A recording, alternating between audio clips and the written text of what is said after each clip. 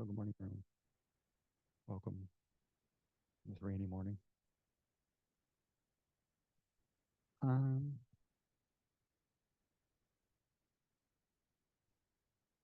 so this is a session in this this is the fifth session in this little series of yeah, kind of sessions on sort of introduction to basic meditation and some basic things about Buddhism.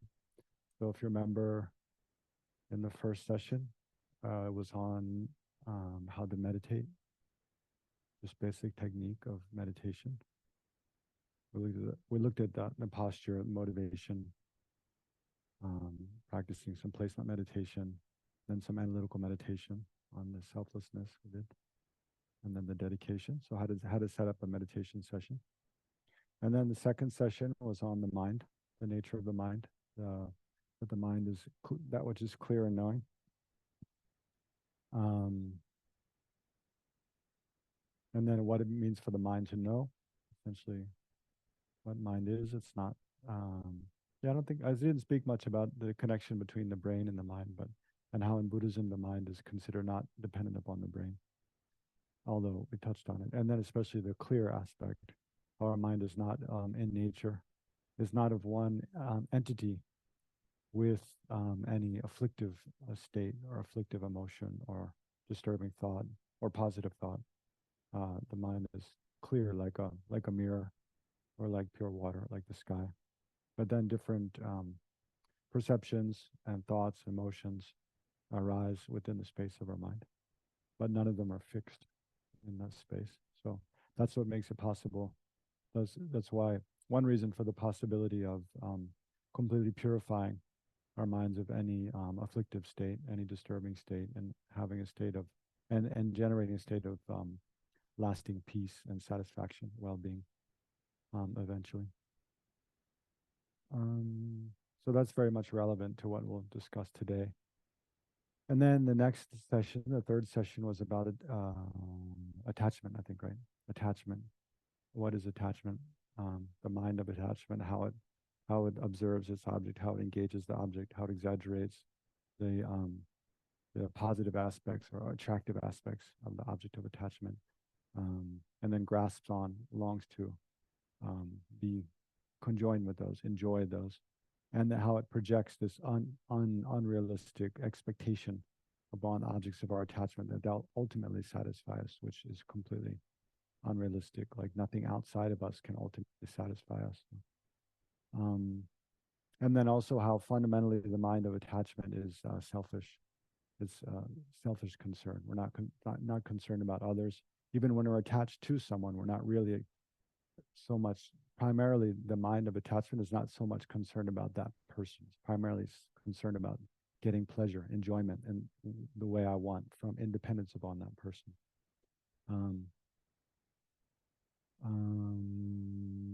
Yeah, and then we looked at a little bit some antidotes to attachment. But especially, and then the next session, which was just last Sunday, we looked at anger, and similarly the definition of anger, how anger focuses exclusively on unattractive or unpleasant aspects of its object, exaggerates those again, and at the exclusion of being able to see anything positive about positive about the object, and then wants to push away or destroy the object. So it's a desire to harm. And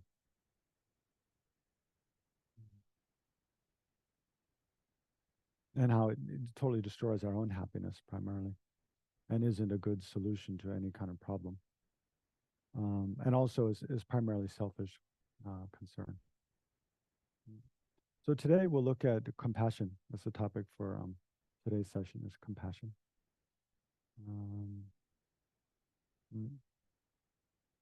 So maybe before I explain more, why don't we practice some time just focusing our attention and generating a positive motivation for the session.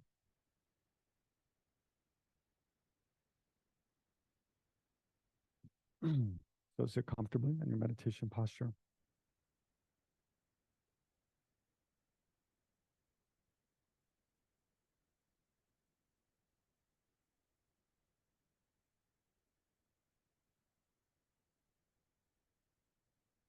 And then gradually scan through your body briefly, beginning with the crown of your head. Bring your attention to the crown of your head,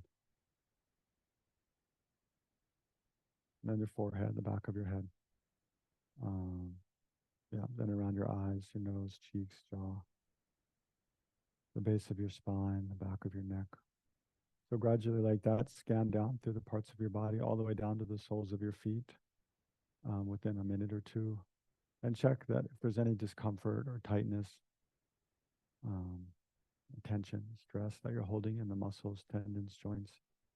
And as you exhale, just breathe naturally. Each time you exhale, imagine any tension or tightness flowing out into the ground.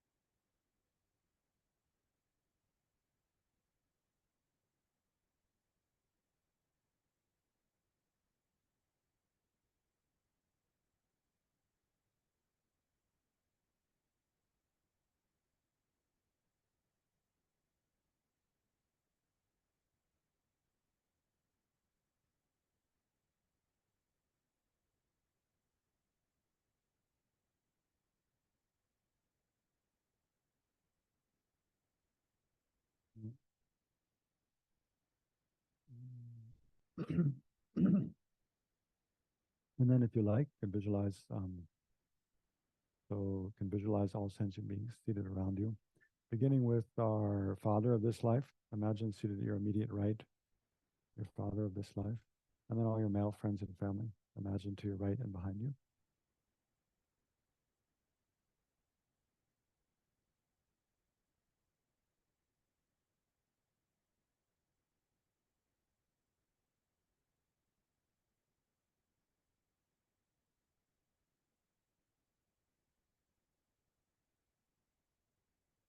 And then imagine your mother of this life or your main female caregiver is seated to your right and to your left, to your left and behind you.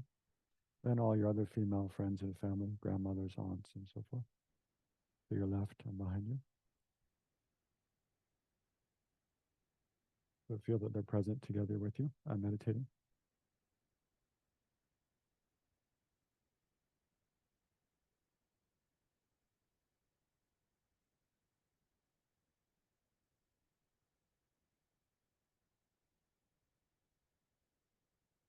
And then imagine those whom you're most prone to become irritated or angry with seated directly in front, a little lower down, would you?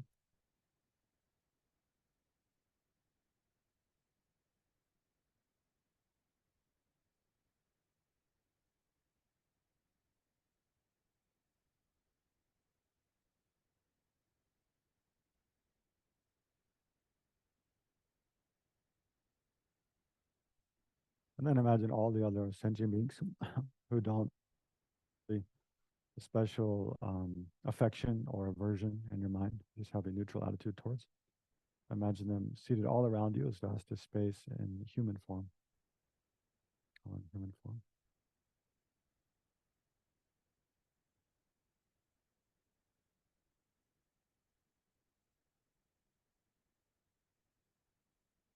Mm. And so remember how in this life and from life to life, in countless lifetimes, we're interconnected with these other sentient beings in various roles, ourselves in various forms, sometimes male, sometimes female, sometimes humans, sometimes, animals, other forms of beings in the six realms. So those who are friends become strangers. Those who are strangers become enemies. Enemies become friends, and so forth. From life to life, it's like, each life is like a drama or a play. where we play different roles, and then we all pass away, take rebirth, and then take um, rebirth in different forms in different situations, and play different roles. So in that way, from life to life, we have countless different relationships with all sentient beings. But we're all fundamentally the same and wishing to be free from suffering, dissatisfaction, and harm.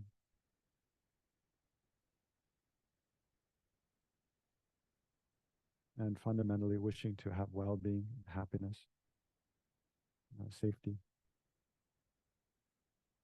and support.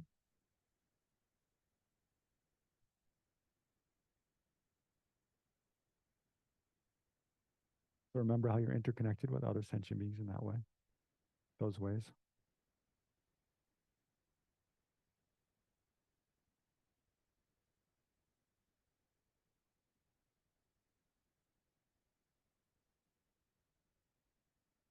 And then as a motivation, especially for this session on compassion, then yeah, we can ask ourselves, personally, do I need more compassion in my life or not? Why or why not? And then, others I know in my family, my neighbors, work associates, acquaintances, and strangers in the world at large. Is there a need for more compassion or not? Why not? Why or why not? And thinking about that, kind of try to generate your own personal motivation for engaging in this session on compassion.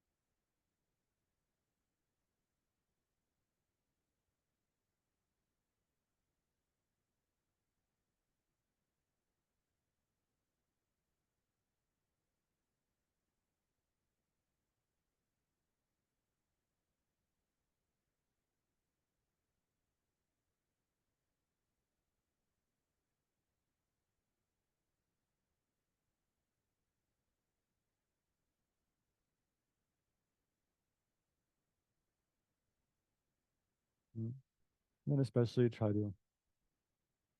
can try to generate the aspiration that, thinking how much suffering there is in the world of hunger, thirst, loneliness, fear, oppression,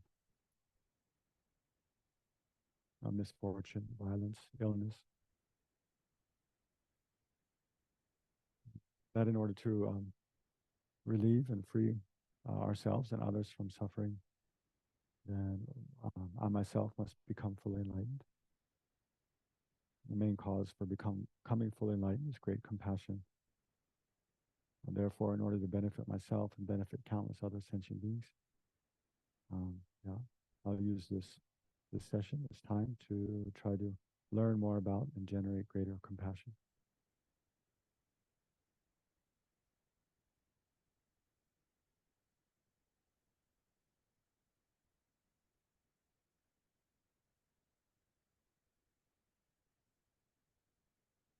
And then if you like, you can visualize a field of refuge in the space in front of you. Shakyamuni Buddha or the Dalai Lama are your own teachers, or whatever object or whatever represents that which you turn to for a sort of spiritual guidance, protection, refuge.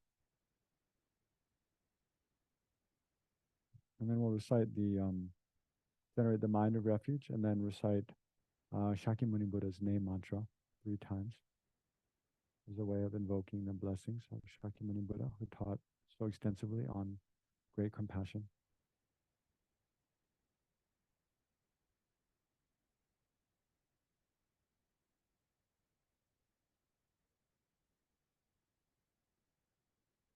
And who also, Shakyamuni Buddha and all the enlightened beings who also continue to exist, now at this time, and look upon all sentient beings with affection, kindness, and compassion, offering their assistance and guidance and help. If we can make a connection with their enlightened energy.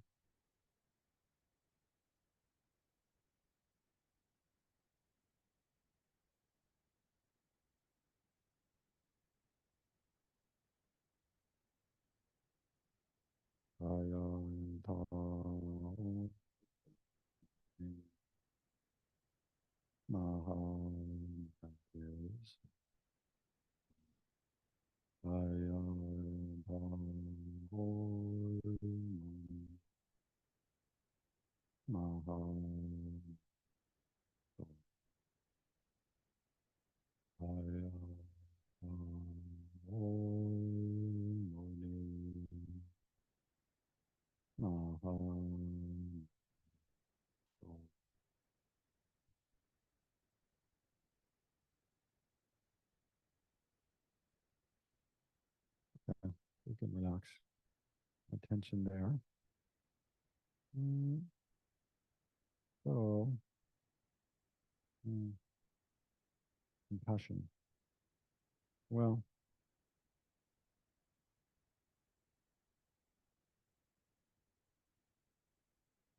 maybe I'll just start with a brief definition of compassion. I mean, compassion is quite simple enough. It's when we observe, we can have compassion for ourselves, directed towards ourselves, or compassion directed um, towards other sentient beings.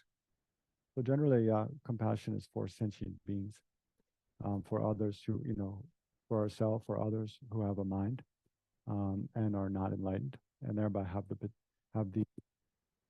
potential to experience suffering and do experience different kinds of suffering.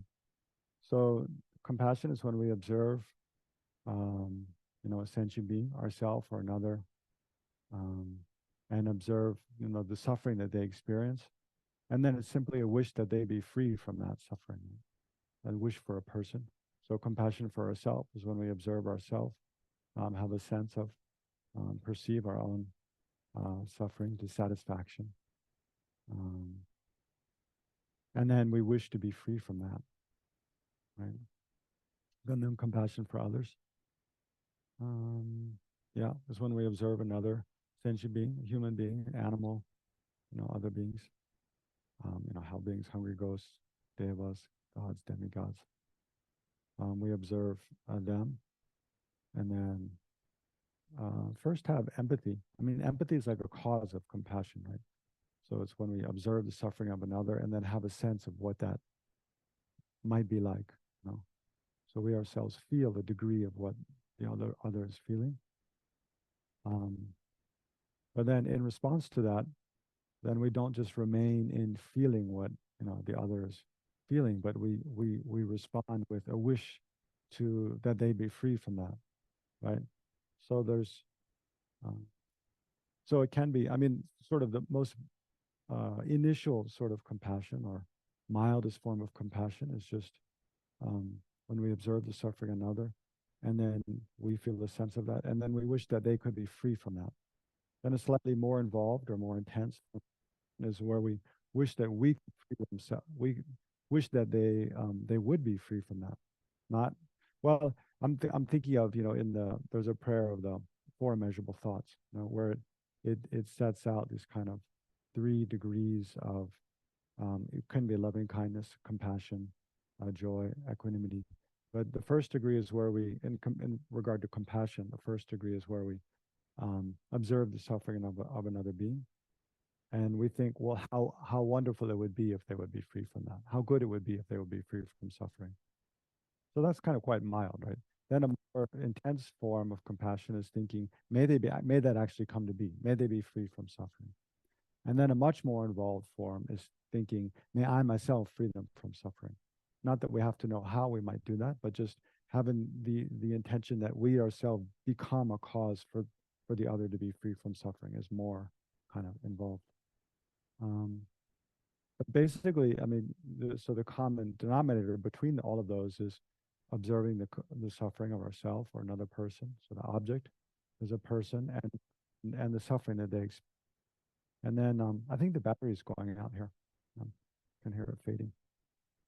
Um, and then wishing that they be free from suffering. Just that fundamental intention. Mm. So why don't we? Yeah, before I go on, why don't we? While we're changing the batteries, we can meditate on compassion a little bit. Try to just get a taste of that, and maybe we'll also experiment with those three different levels, thinking how wonderful it would be to be free from suffering. May they be, and may I myself free them from suffering. Yeah. Um, okay. So first, again, just you know, wiggle around in your seat a bit, get comfortable, and then draw your attention inwards.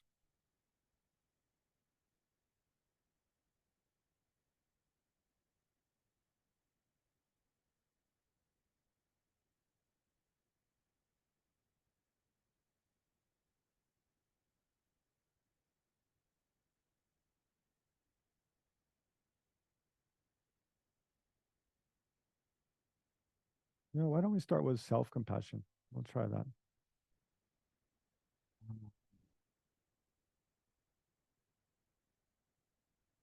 So think of, so first, just, with a kind attitude, like you're being a kind parent, a caregiver to yourself, a kind friend. So turn your attention towards yourself in general, your own life, your whole, all aspects of your person.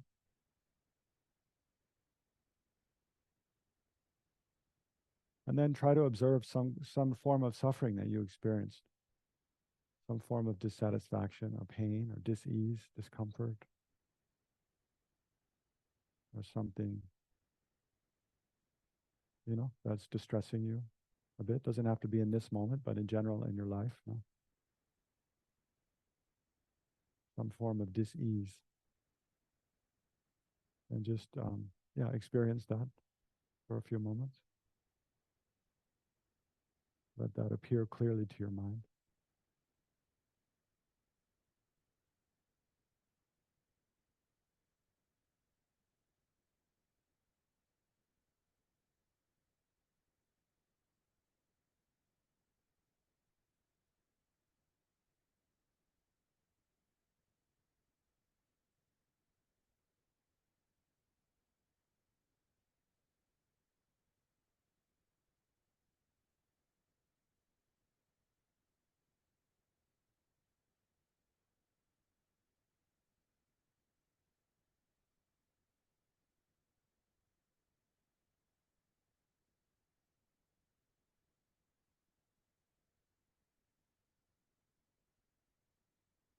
Mm.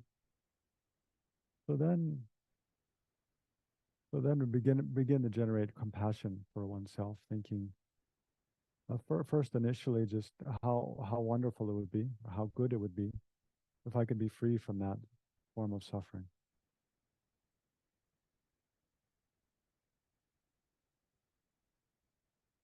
So just try to generate that attitude. How good it would be if I could be free from that suffering.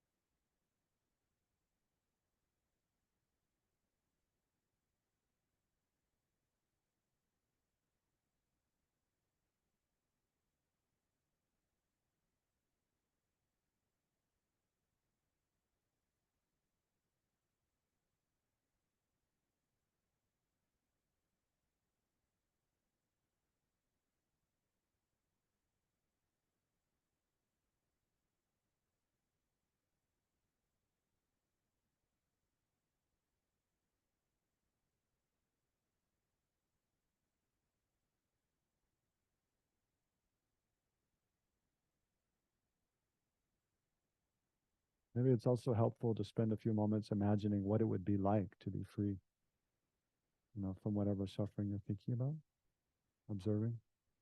Imagine what it would be like to be free from that.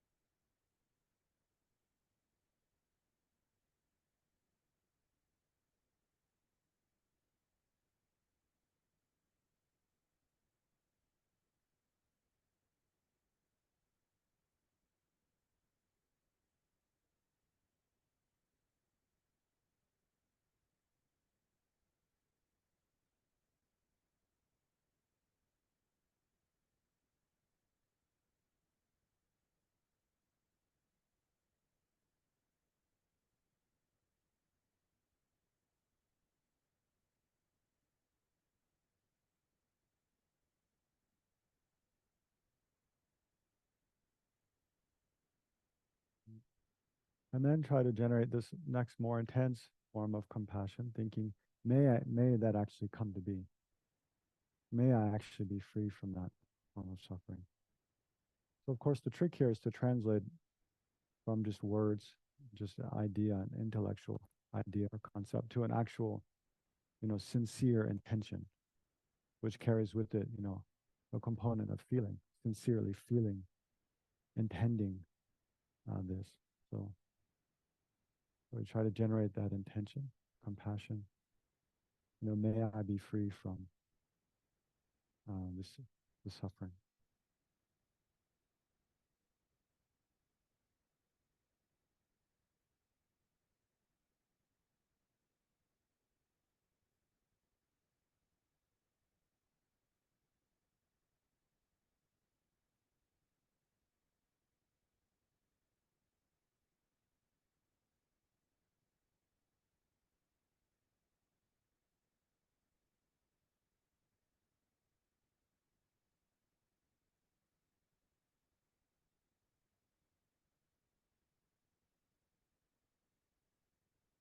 Mm.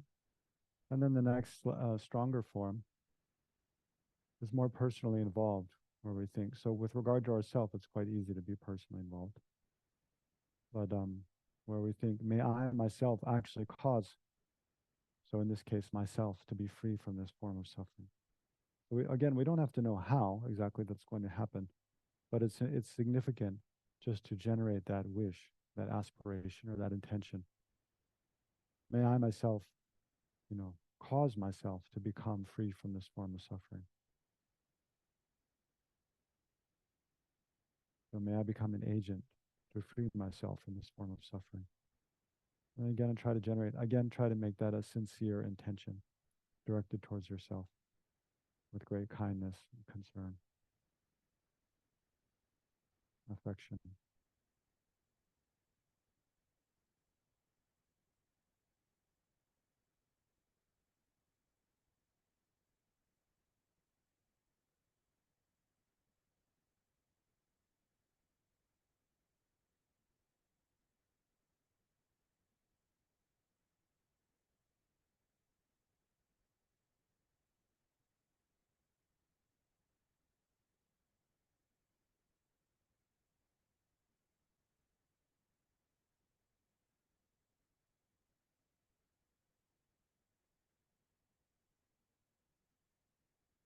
Mm.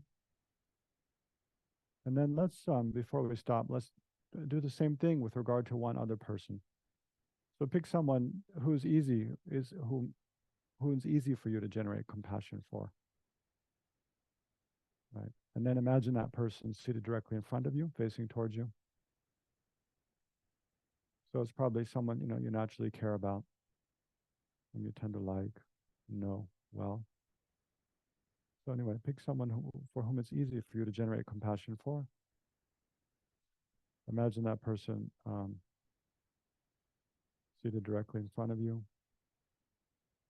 at a comfortable distance. And then go through these 4 steps. So if you'll remember, then the first is looking at, considering some form of suffering that they experience, and then remaining aware of that. Well, generating empathy. I didn't mention that step, but that's kind of naturally part of it. Being aware, feeling some degree of what they feel, and then remaining aware of that, generating these 3 levels of compassion, thinking how wonderful it would be, how good it would be if they were free from that. And imagining also, well, this is an added step, so it becomes like 5 steps. Imagining what it would be like if they were free from that form of suffering. And then generating the next more intense form of compassion, thinking, may that actually come to be, may they be free from suffering. And then the last step, which is a more intense form of compassion, thinking, may I myself actually free them. May I be able to free them from suffering. All right, so try to go through those. Oh, it's about 5 or 6 steps. In just take a couple minutes.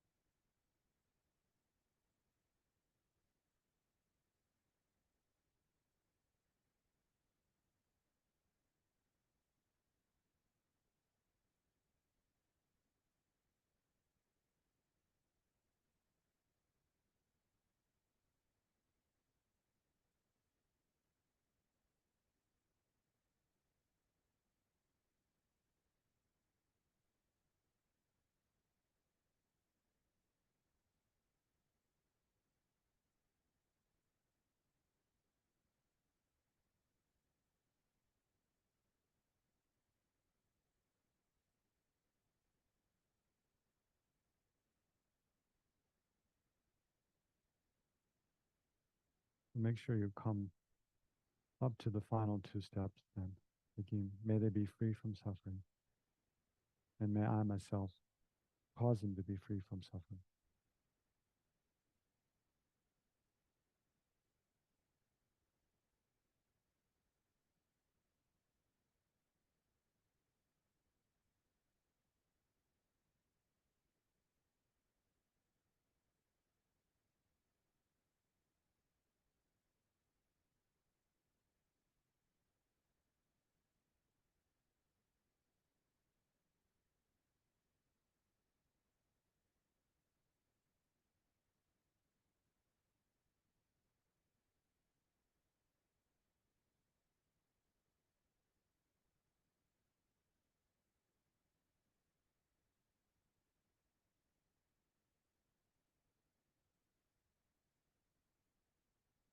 Mm. Okay. So then relax your attention there. Um, yeah, are there any initial questions? Just just having looked at that little bit about kind of what compassion is and experimenting with it on our own, trying to generate in our own mind.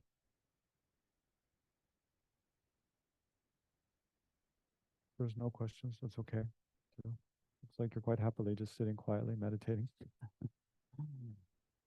Okay. Yes. Hmm.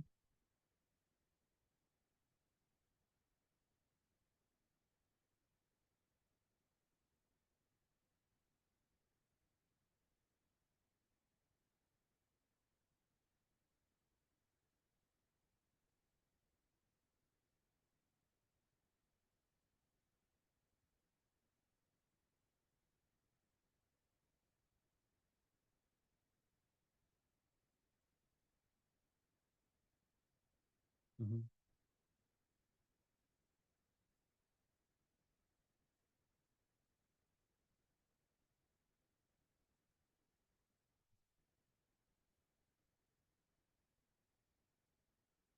Towards your mother.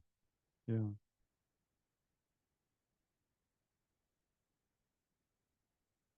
Hmm.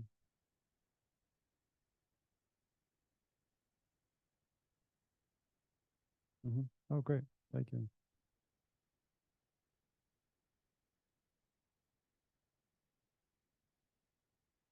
Yeah.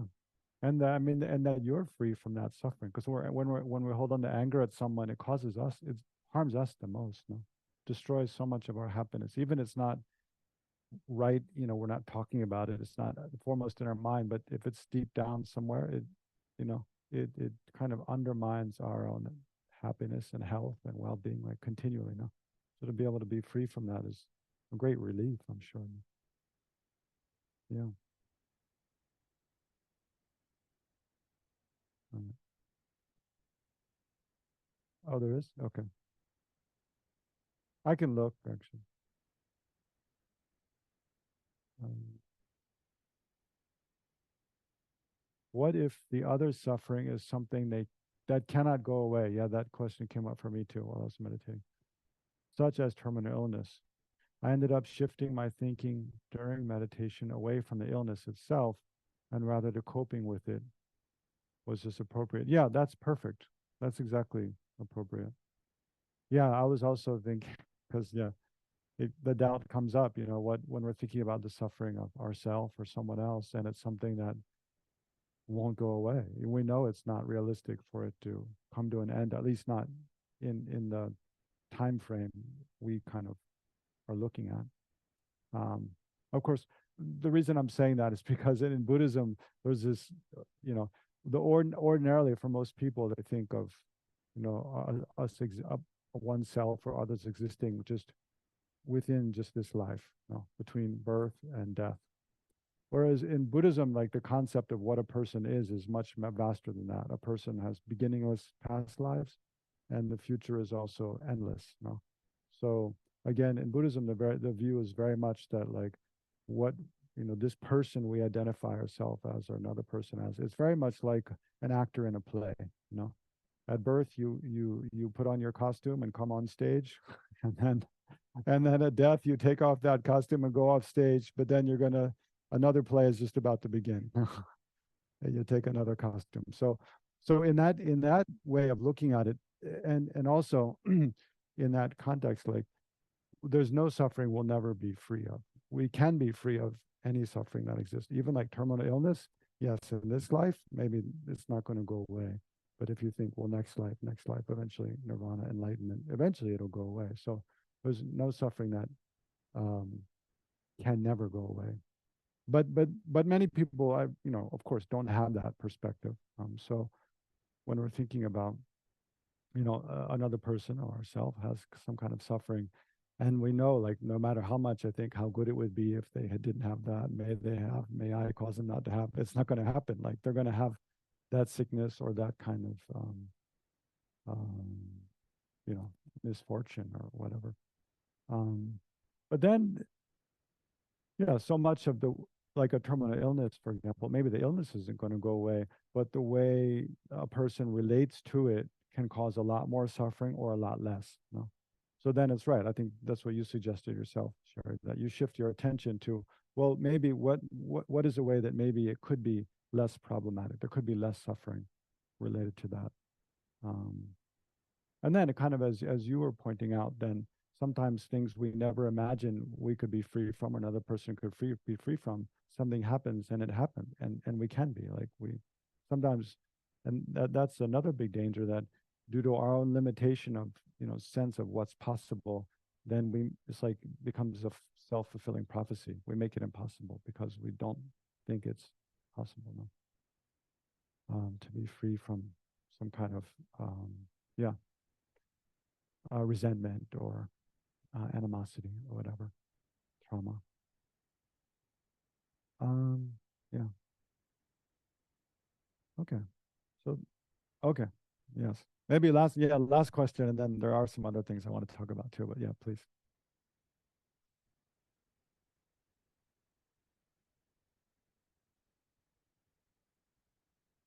Mm,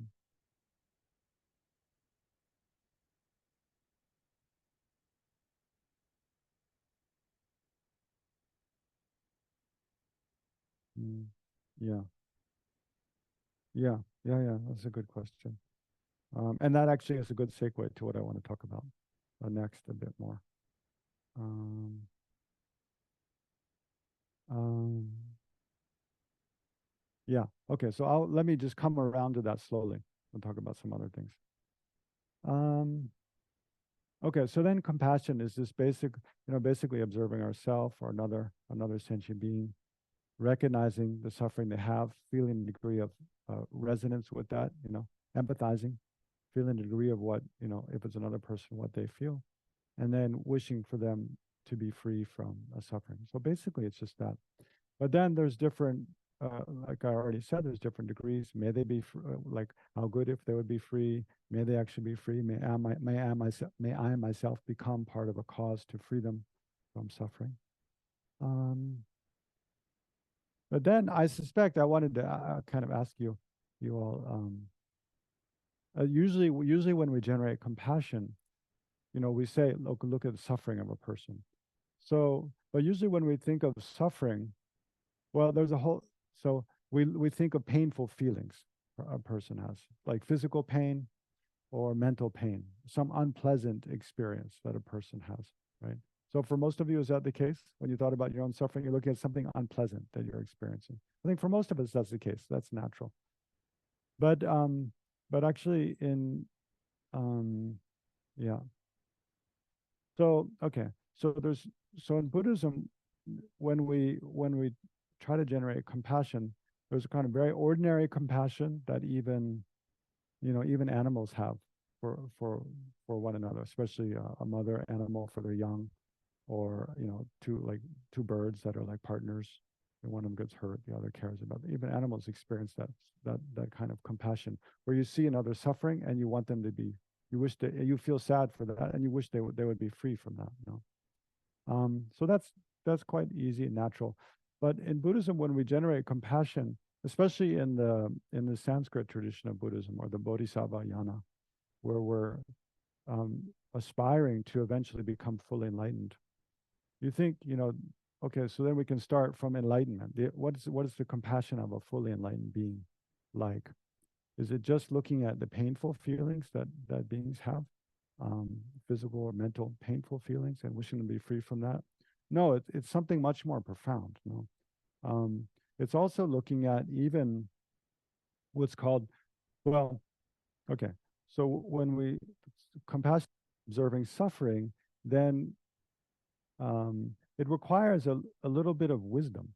Just like compassion, I think in a way it's a bit more wise than loving kindness, right? Because it requires an understanding of, especially when you have compassion for another person, understanding something about that person, knowing something about them. It's not just a blind wish that they be free from suffering. You have to actually know something about the suffering they experience. Whereas loving kindness for another person, wishing for them to have well-being and happiness, we don't have to know much about them.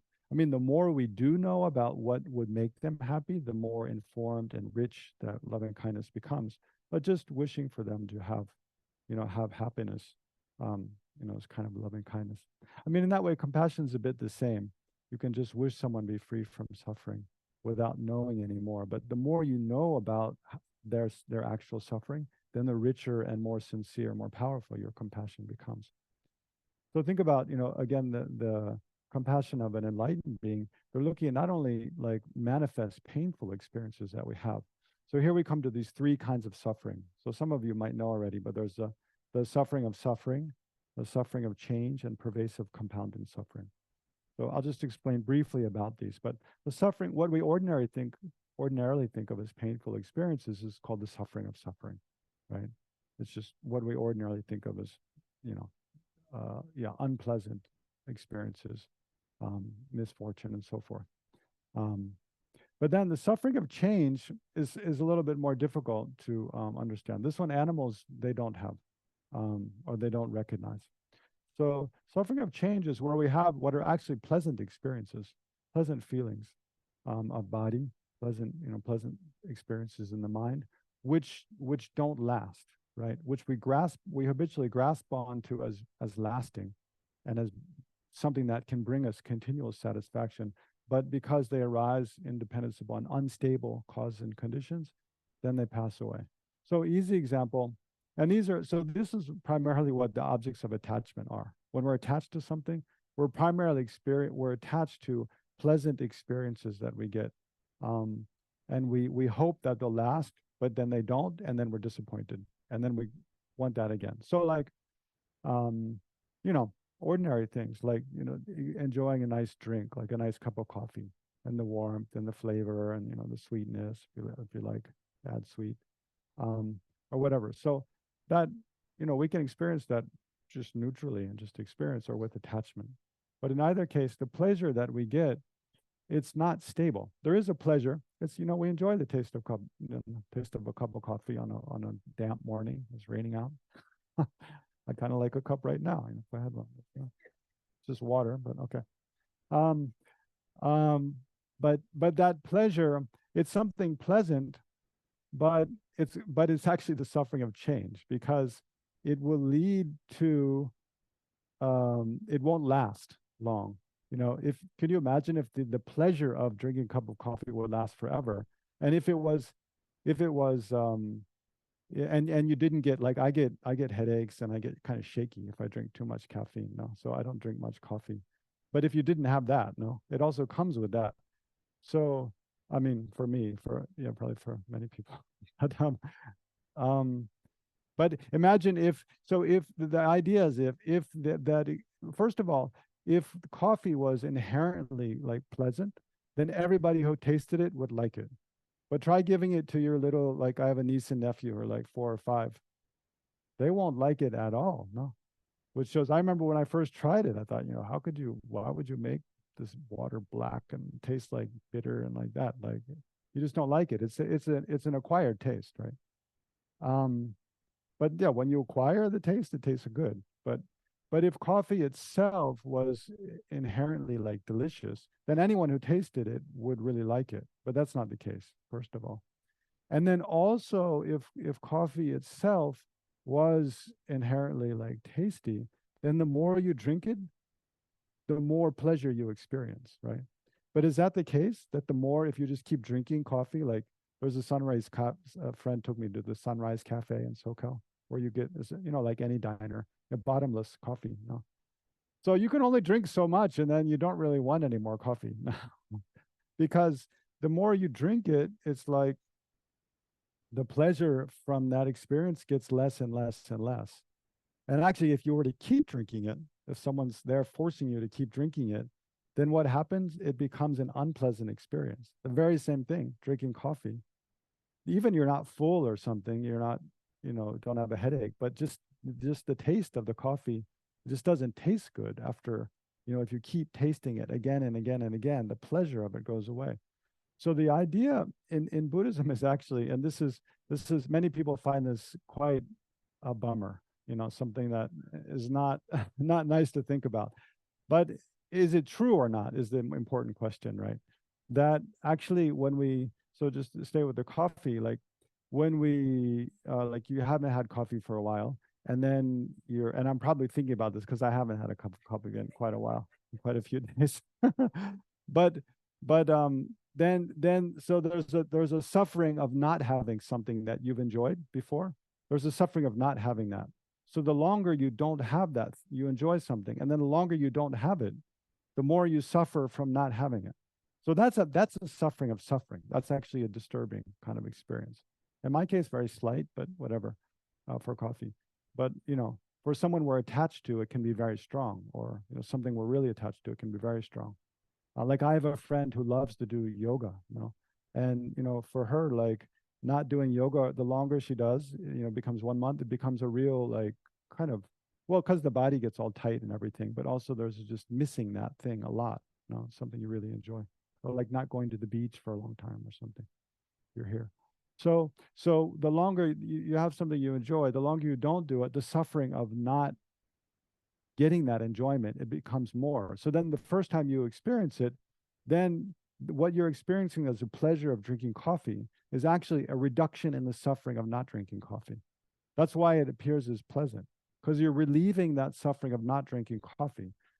But then at that very moment, the suffering of drinking coffee begins.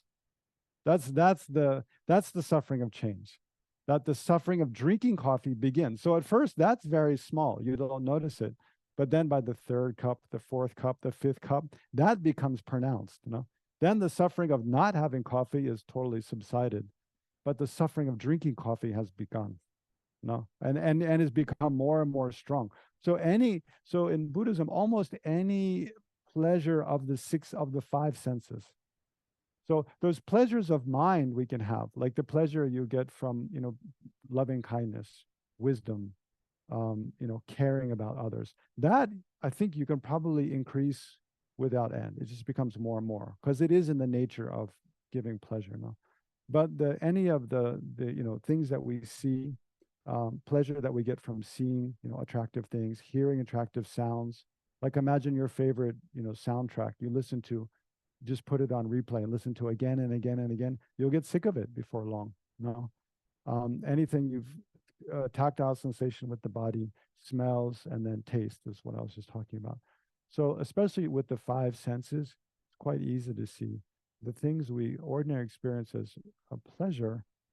Actually, if we keep repeating that, they transform into suffering. And also, like I was saying before, they're stable. They don't last. And then when we don't have them anymore, they give rise to craving, right? So even you drink much coffee, okay, then you stop, and then then for a few days you don't really think about it, maybe, or for a while it doesn't. But then gradually you kind of remember the pleasure of when you first drank it, and you want that again, right? So then we go back. So in that way, but I'm talking about this as a basis for compassion. So a kind of deeper level of compassion for ourselves or for others is looking at this kind of fact and how in our lives, basically it's like through the force of attachment, we chase after pleasant experiences from outside, from getting things from outside of us, pleasant things that we see, hear, taste, touch. And we chase after those again and again. But even while we're experiencing, even if it's a pleasant experience, it's going to give rise to suffering. it's not a fundamental solution to our basic dissatisfaction. Any pleasant experience we not I don't want to say any pleasant experience we have, because that's too much, because there are pleasant experiences we have that are more like spiritual, that can increase without end. But any pleasant experience of the six senses, or even you could say that's mixed with attachment, right? Then it's going to give rise to suffering. No? So even while it's a pleasant experience, then it's part of a sort of um, a dynamic, like a relationship with that object that will give rise to the suffering of suffering, right? And thereby it itself is in the nature of suffering. So just like drinking the coffee from the beginning is already in the nature of suffering. How can you know that? Because if you keep doing it, it becomes disturbing, right? Um, so this is you can see it's a lot more difficult to understand than just plain painful experiences, which are easy to see. But we can check with relation to ourselves, are there pleasant experiences I have that I can see I grasp onto, which don't really bring any kind of lasting satisfaction. Rather, they're just leading me on this kind of treadmill of chasing after, you know, things that don't fundamentally satisfy me again and again and again. So with food, drink, it's easy. Um, yeah. Other ones you have to check. Of course, that's not to say that like we should stop doing anything we enjoy. No, like for myself, I think about, like I love to go for walks in the forest, and there's a certain pleasure that comes with that. But also, if I keep walking in the forest, it's going to get dark. I'm going to miss my bed. I'm going to get hungry, and my legs are going to start hurting, and it's not going to be. I know it won't be pleasant forever, so I just keep it short, and then come back home. Um, and then again after the next day or a couple of days later, go again.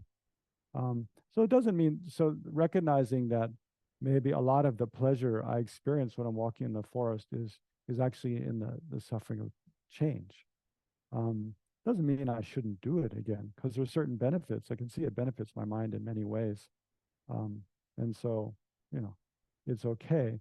But I think the important thing is to remember that, actually that a lot of the pleasure that comes is not, it's never going to fundamentally satisfy me. No. So we can use so so we can use things like that do give us some pleasure, because when our mind is pleased and happy, it's more clear, more expansive. We can think about things more clearly, and then we can use that kind of space to try to cultivate those things which will fundamentally satisfy us, like in the long term.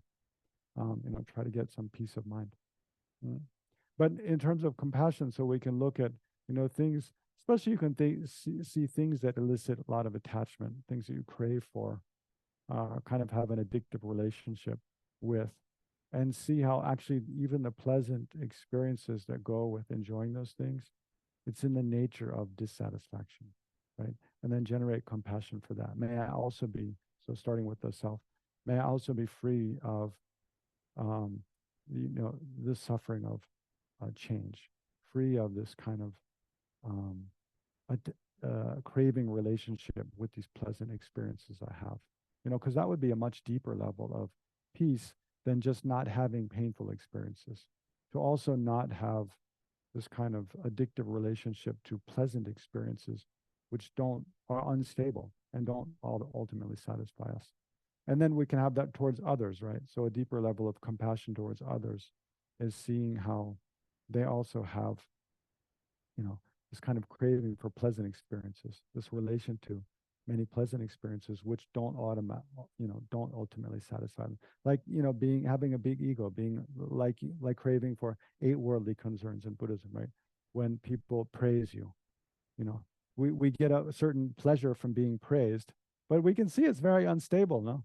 Then you have another conversation with someone else, and you hear about someone else criticizing you, and then it just drops. No, totally gone in an instant.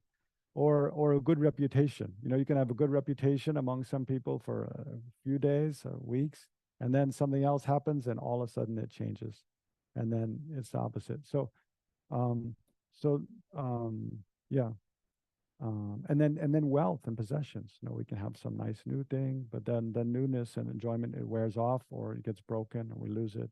and then it's gone. So those kind of things you can see even from the beginning, that enjoyment itself is in the nature of dissatisfaction. It's the nature of suffering.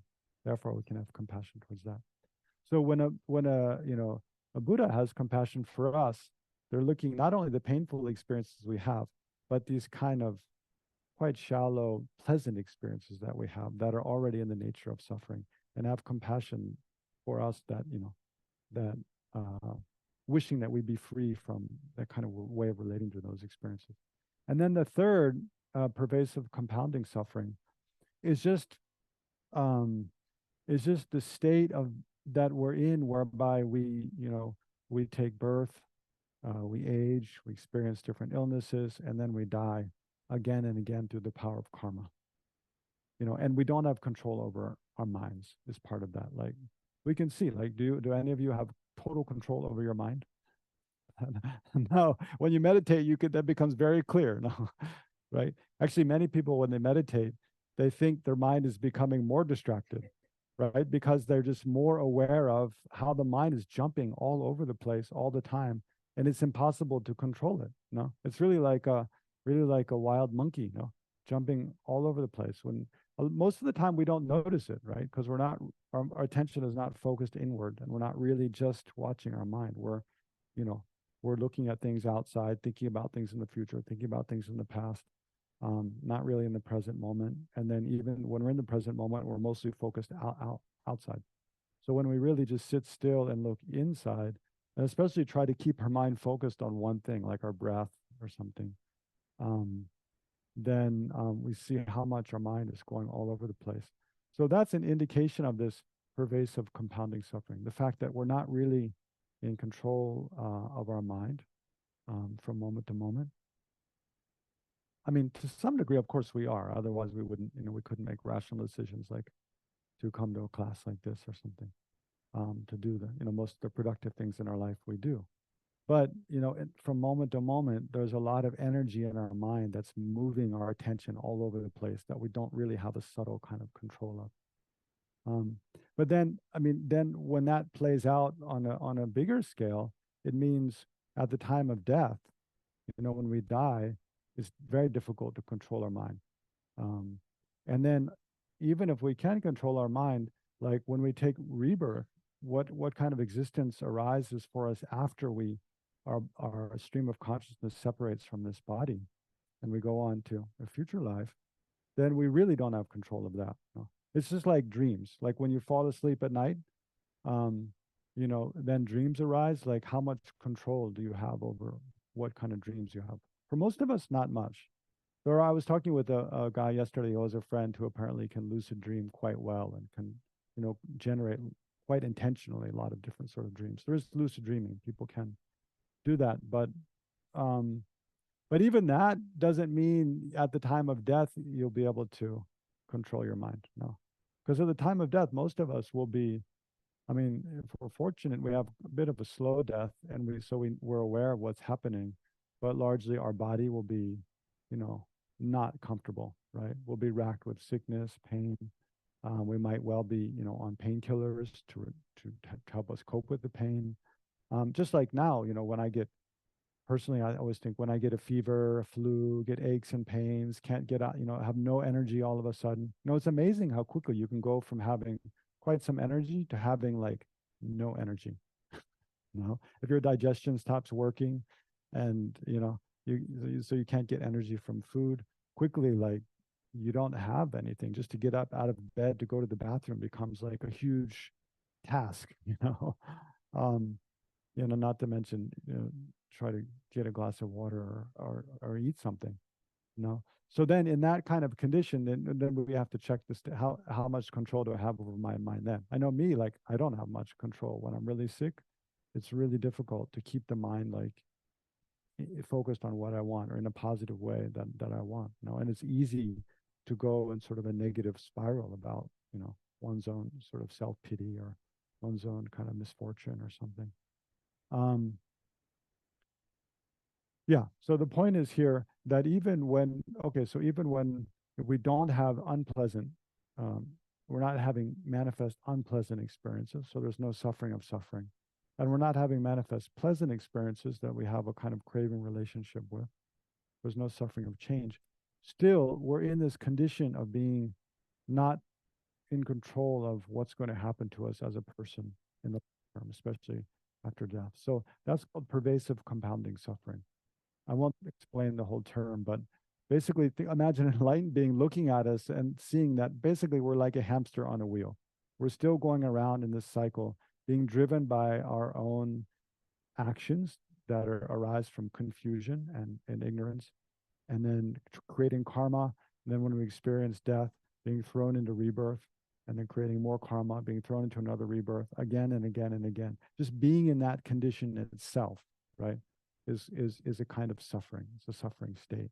So that's a much deeper level of compassion. So in Buddhism, we're really aiming for like that. So then to come back for someone, to your question, like someone who's done something to harm you, then you can think about, especially this deeper level of just that they're in a suffering condition. They're just like I am. They're also in this fundamental, they're in samsara, right? And they're suffering in samsara.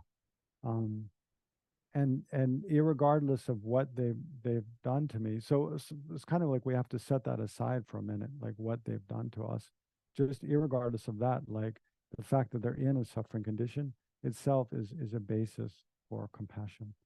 But then when others harm us, there's a whole nother thing. Just like one of the things that helps a lot is when we're thinking about others who harmed us is, well, because we tend to think if we just look at the harm they've done to us, we think they're a bad person, and so I don't need to give them the same kind of care and concern that I give to other people who are good people. But um, it's like when we've harmed another person and they feel really hurt by us, and maybe they don't want to talk to us again. Then for us, do we decide then that I'm a bad person because I harmed that person? No, we recognize, okay, maybe I made a big mistake. Maybe it was really wrong and I really hurt that person. I didn't, but usually we didn't mean to. But even if we did mean to, usually it's something maybe we just meant in that moment. But when we, in the long term, when we reflect, we recognize, well, that was also a mistake, that meaning to harm someone. But we recognize that there's other parts of us that are not bad, right? We're not reducible to just that one bad thing. So we have to extend the same kind of generosity to others, recognize, okay, this person harmed me, and maybe they've harmed a lot of other people, and maybe they have a lot of harmful behavior and pattern in their whole life, but are they reducible to that? No, or is there something more than that harmful behavior? Is there some purity, some good within that person, that because to become part of a solution to that person harming us or harming others, we have to connect with what's good in that person. That's the only thing that's going to overcome, because they do have, we have, just like we have negative forces within us, but if everybody that we kind of vent that on, everybody we harm, we can see when other people just focus on that side of us, that is a side of us, that just reinforces that side of us. It's like it gives energy to this kind of negative pattern that we have. Whereas when other people, they can just put that aside and focus on what's good in us and our potential to be a good person, then we feel some connection with that person. And that helps us to kind of, increase the sort of positive side of us to be able to deal with our negative side. And that's why our mothers are so great. Our mothers always love us no matter what we do. That we do all these terrible things because they've dealt with it since we're this high. I remember one of my aunts, whenever I see her, she'd always tell me the story about how when I was like 3 years old, I came to visit them with my mother, and I was like, one day I just got really upset at my mother and I was kicking her in the shins, just like, and she was like holding me, I guess, like holding my head, and I was kicking her shins. And my aunt was like, if you were my child, I would have whacked you. But your mother like didn't believe in that. So she just like, oh, Brian, just stop. You have to calm down and be kind. But our mothers dealt with that, from when we're little, and we just are tyrants. But still, sure, she loves us because she knows we have the potential to be good. So everyone's kind of like that. We have to extend that same kind of, and again, it helps. That's why I find the Buddhist perspective of not just this life. it helps to think on a longer term, and to remember this fundamental nature of the mind is clear and knowing. So everybody, no matter how much they harmed us or harm others, their mind is fundamentally what's at the center, the core of what we are is our mind. And our mind is just that which is clear and knowing, which means any of the harmful behavior, emotions, thoughts, intentions people have, those are not fundamentally a part of them. The only thing that's fundamentally a part of a person is this clear knowing nature of the mind. And the knowing nature of the mind especially is more attuned to knowing what's right, knowing what's real, knowing what's true, right? And so in that way, people have a fundamental potential for goodness, to be good people up to enlightenment, and that nothing can destroy. So if we could remember that about people and try to remind ourselves of that when we're resentful or upset or hurt by others, that can help a lot to sort of forgive and try to find a way um, to deal with people. But I don't know. There's a lot to say about that, so I'm not sure yet how far to go. But um, yeah, but it is important also to remember that we need. I mean, we're like in for most of us, like in terms of developing our own positive qualities and learning to deal with our own anger, attachment, resentment and jealousy or selfishness. Like we're little babies, kind of like we're like baby plants that are trying to be better, but not really very stable in those efforts. So we need supportive conditions. So just like, for um, seedlings of plants, you to grow well, you grow in a greenhouse where you can control the conditions, have ideal conditions. So like that, we need as much to surround ourselves with supportive forces, friends, family, environments that support our good nature, our positive nature. So if there are other people who, habitually like put us down, see the worst in us, influence us in negative ways, if we can, it's good to make space, not spend too much time in the influence of those people, because that can really hurt us. So we have to recognize that also. But that's again where families, it's very difficult because oftentimes there's people you have to spend a lot of time with that you really don't like the way you feel like they influence you. But yeah, so that's one of the most difficult kind of circumstances to be in. But anyway, we have to do our best, right? Mm. But for the time being, just um, yeah. So to want to be clear about these three different kinds of suffering, and thereby three kind of another way of you can generate compassion more deeply for suffering, manifest painful experiences, but then these pleasant experiences that don't fundamentally satisfy us, and that rather causes to have more attachment to things which will never fundamentally satisfy us. So we can have compassion for ourselves, compassion for others when we see them kind of um, having sort of addictive relationship to those pleasant experiences, putting too much um, expectation, right, as attachment does, too much expectation on things to please us, which will never please us, and actually which themselves become dissatisfying fundamentally or disturbing. Um, and then pervasive compounding suffering, recognizing that ourselves, other sentient beings are in this state. So that I know it entails, for that one, it entails belief in past and future lives and reincarnation, which for many is kind of a big jump, right? So that maybe for some it makes sense, for others it doesn't make so much sense. Wherever you're at, it's okay. But if you can kind of yeah, if that makes sense to you, if you can kind of bring that into your worldview, then that's a much deeper level of compassion, and it becomes much more universal, because anyone, any sentient being is in that state of, through the force of confusion, ignorance, creating karma, and then experiencing birth, old age, sickness, and death. Then as they die, the karma throwing them into rebirth again. and experience that again and again. So anyone that that we know, and that's kind of a Buddha's, when an enlightened being or a highly realized being has compassion for universal compassion for all sentient beings, they're more looking at that kind of this the state that beings are in, um, which is, I mean, which itself is fundamentally dissatisfying.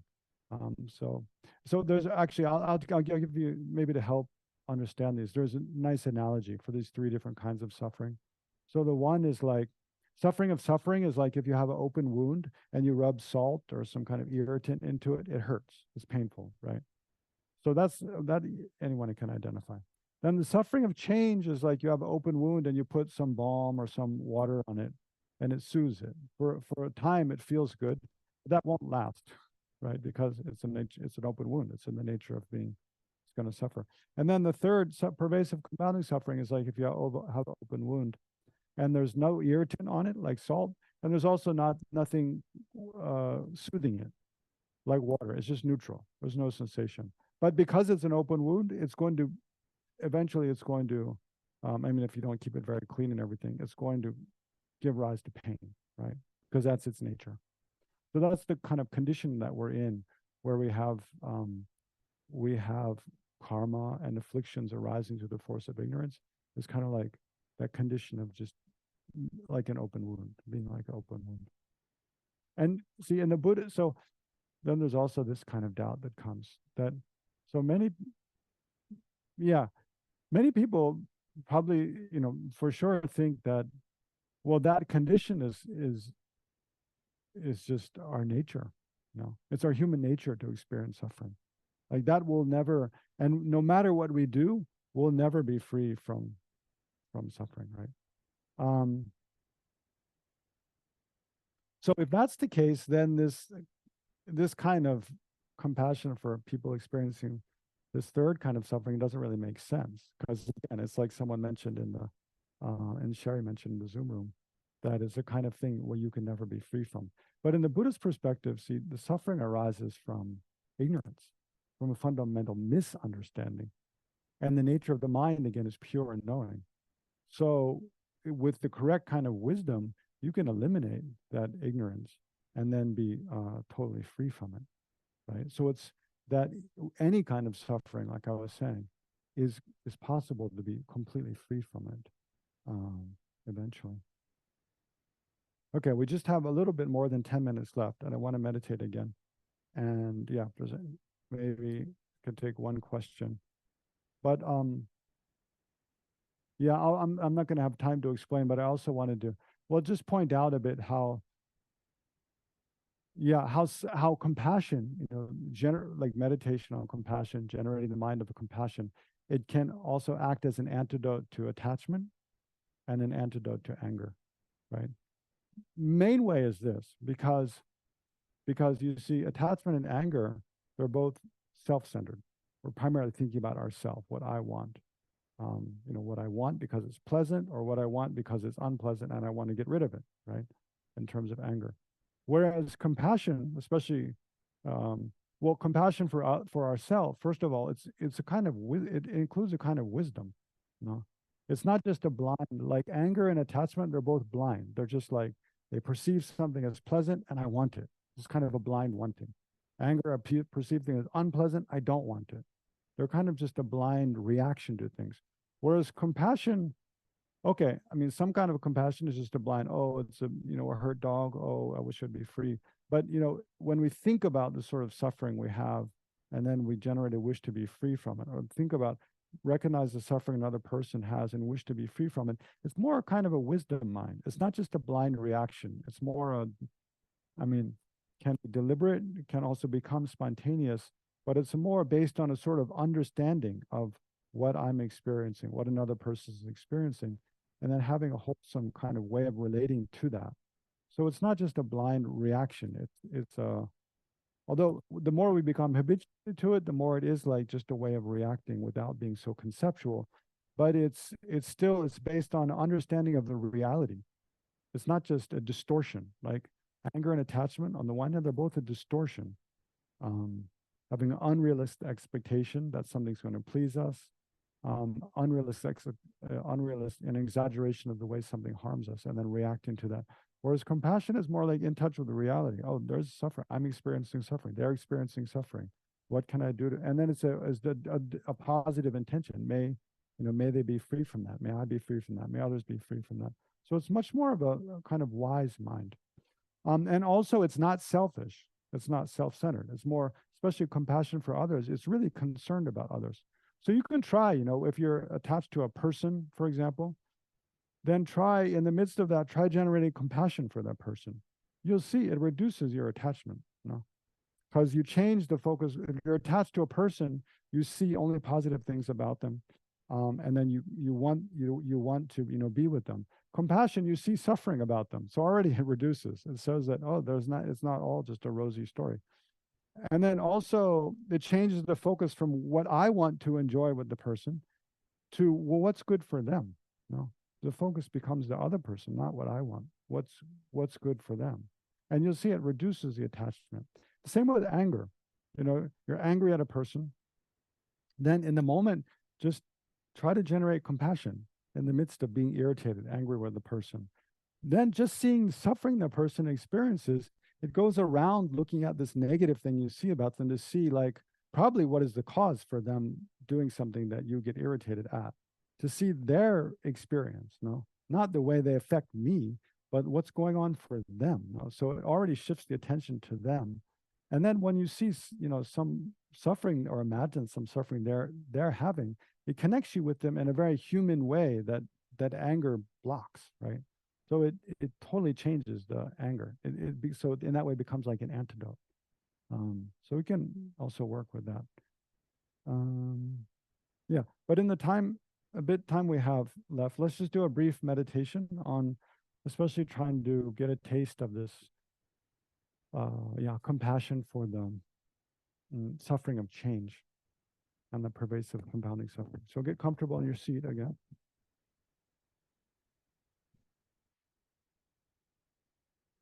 And take a few deep breaths.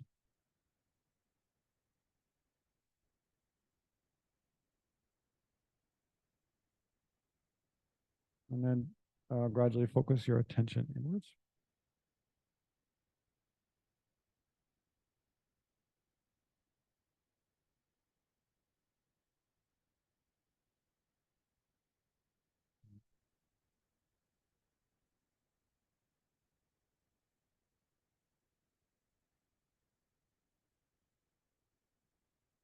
So again, we'll start with ourself.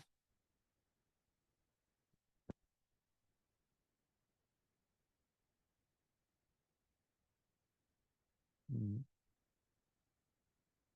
Yeah, so try to think of for yourself some examples of the suffering of change. Like I was giving an example of kind of the pleasure of enjoying a cup of coffee. It can be something as simple as that, or something more sophisticated, not sophisticated, but more mm, a complex, or that affects you more strongly. Anyway, try to think of some personal example of a pleasure. Again, it can be food or drink, anything pleasing to the five senses, or another kind of enjoyment that you have that is not fundamentally satisfying, and it changes into sort of dissatisfying experience.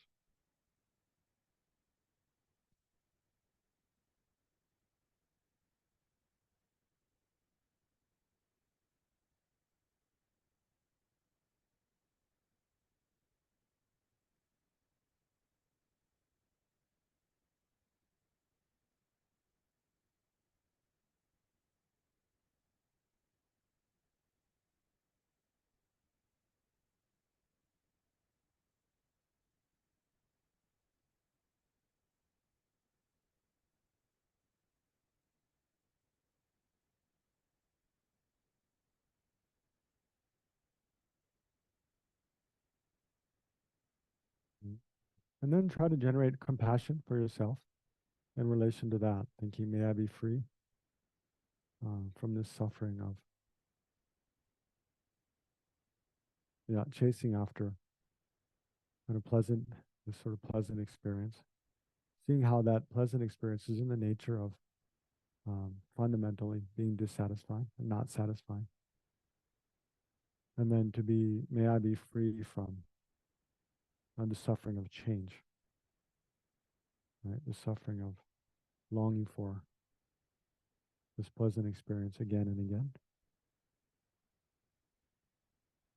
or relying on this for my enjoyment and pleasure.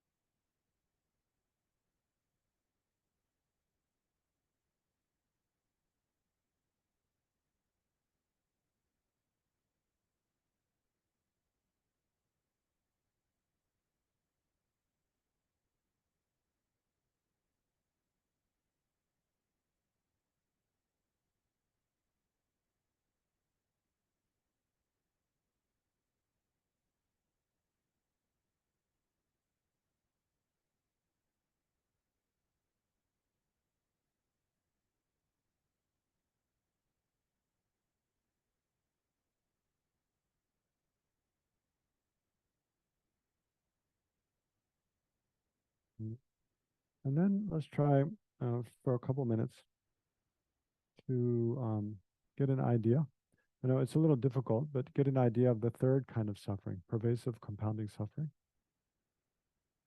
So for oneself, so thinking how, we can begin with thinking how, how little control we have over our minds. And then how, as a larger symptom of that, we don't have control over, where we take rebirth and how we die, and then what happens to us after death. And then according to one's own beliefs, and how we take rebirth again and again without our control. So thinking about some of those things, the kind of basic lack of control we have over so much of our lives, and just being in that condition, just the fact of that, seeing how that's a sort of dissatisfying state of being, and try to generate compassion for oneself with regard to that.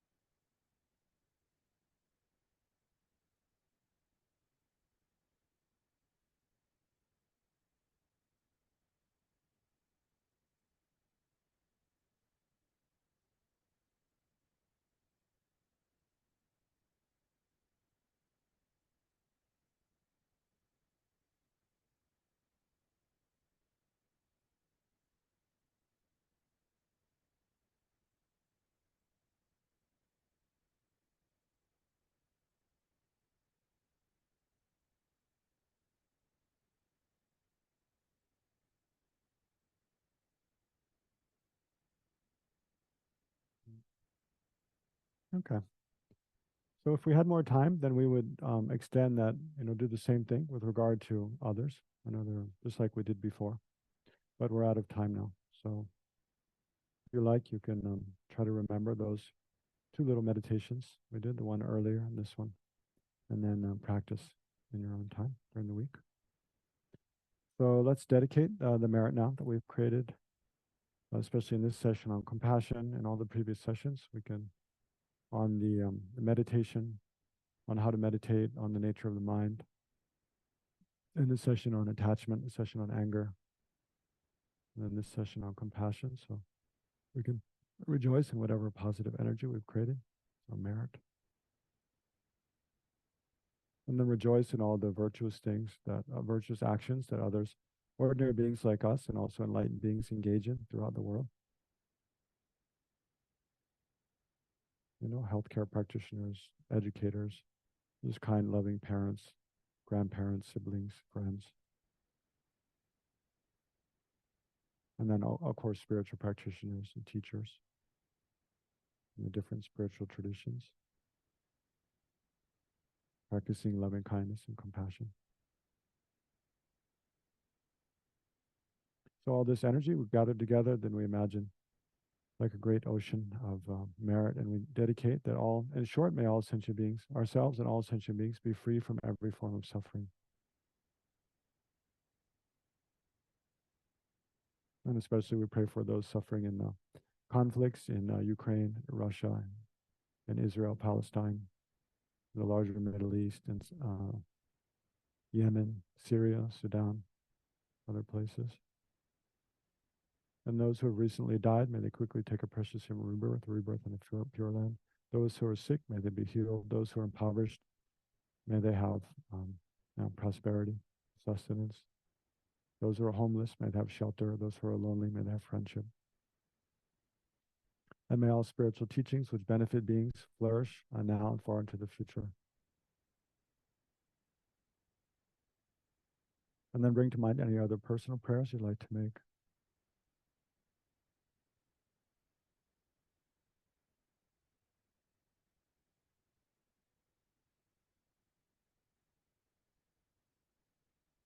So may all your own prayers be accomplished in accordance with your virtuous aspirations.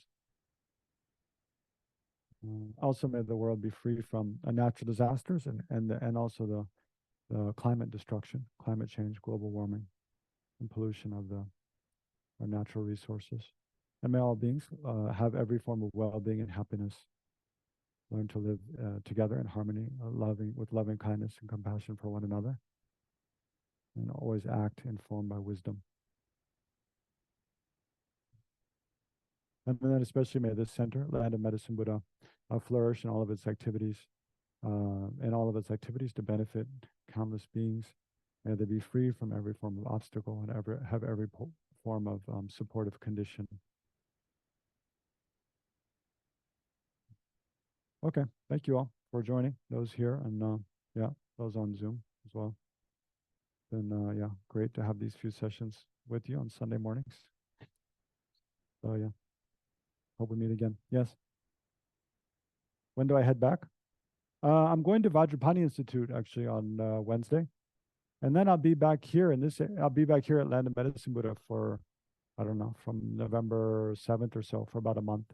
And then after that, I go visit my family on the East Coast, and then I go back to India for a year. Yeah. After that, I don't know.